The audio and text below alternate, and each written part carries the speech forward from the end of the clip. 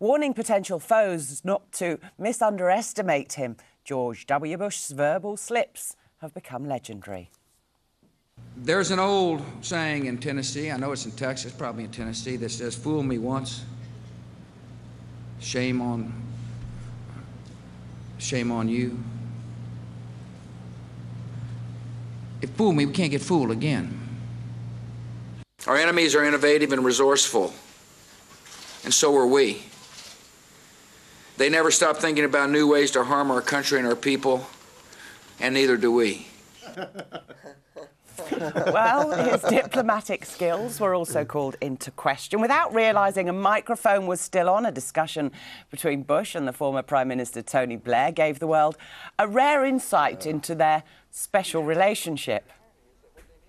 Yeah, Blair, what are you doing?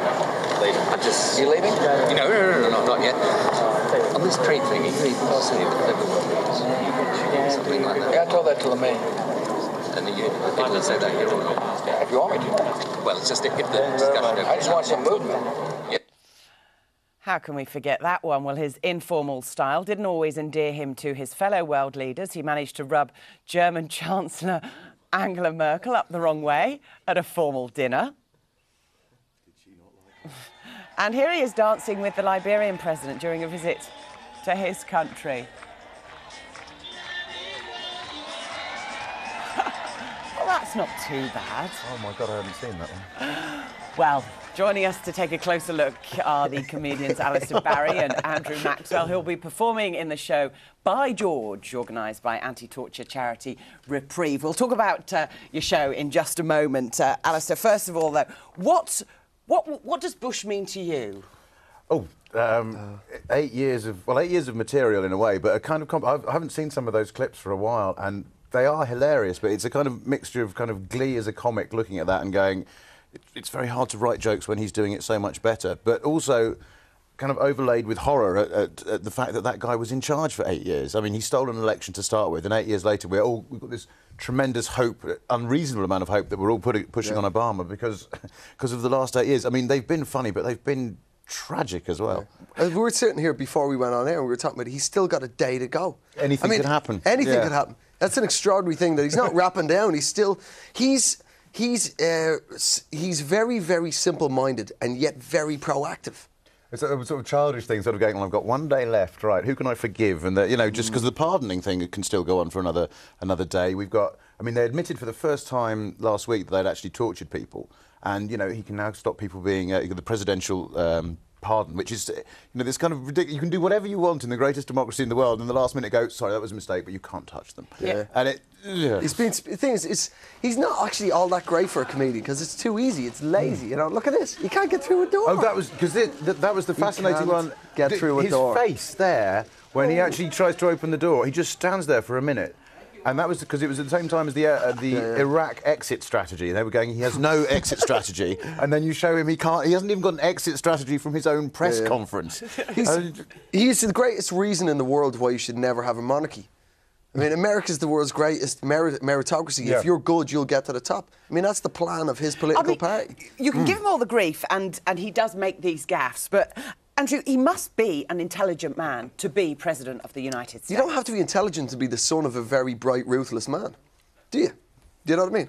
The thing about all those gaffes, though, the weird thing was, in America, the more insane one he'd make, the bigger the gaff, he'd get a bounce in the polls. Yeah. Well, because the most famous one that everyone had when he started, which is still, I mean, it's funny.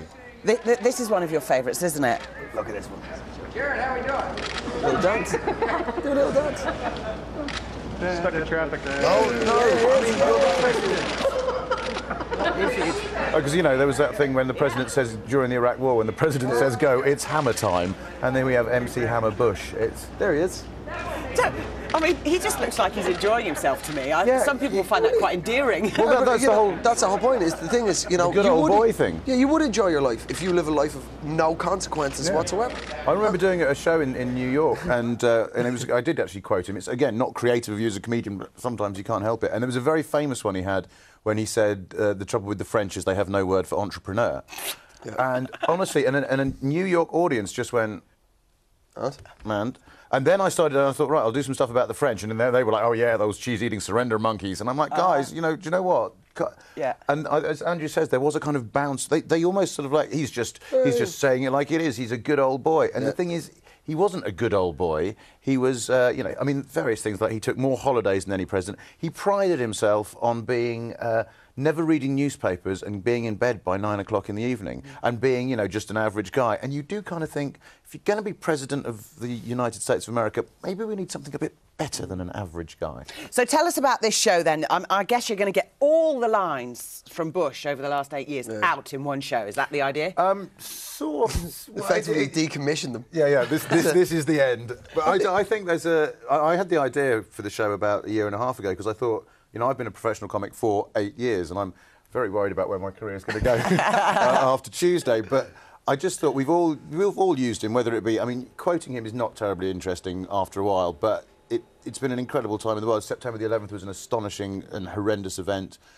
And so the whole idea was to, you know, I mean, we've got people like myself, Andrew, Rory Bremner, Mark Thomas, Marcus Brigstock, to kind of say, yeah, thanks, but bye-bye. And I felt that the right people for it were Reprieve, because they're a charity run by a guy called Clive Stafford Smith, who spent a long time working for people who'd been on death row in the States. And then when Guantanamo Bay happened, you know, I mean, he tells phenomenal stories. He was one of the first lawyers in there. And I mean, here's one lovely story about just going in there, as he was a Pinko lawyer, so he had a sort of colonel with him. And he said to me, actually, Clive, that, you know, these people can take being argued with, they can't take being laughed at. Because when he first went to Guantanamo Bay, his colonel was with him. And this sort of, junior soldier just stopped and went, "Honour bound, sir." And the colonel went, "To defend freedom, soldier." And Clive just went, "Was that? You have to do that?" Yeah. Oh, I thought that was... And they've stopped doing it now. Oh. So I think laughing at it, you know, there's a serious element to it as well, but laughing at it, we've got to, you know, we've had fun with him as well. I think it's also just, you know, just really glad to get rid of him. Yeah. I'm Yeah. just really Well- it's a celebration, you know? Yeah. I mean, comedians hate George Bush all over the world because, you know, to be a comedian, you've got to be able to do your job, Yeah. right? Yeah. If you're not funny in a club, The audience don't laugh. they don't laugh, you're not a comedian, right? He managed to not do his job for 8 years. Yeah. A recession in the comedian industry is what some people are calling it. We thank you very much for joining us, Alistair Barry and Andrew Maxwell. Thank you, and Thank have you. a good show.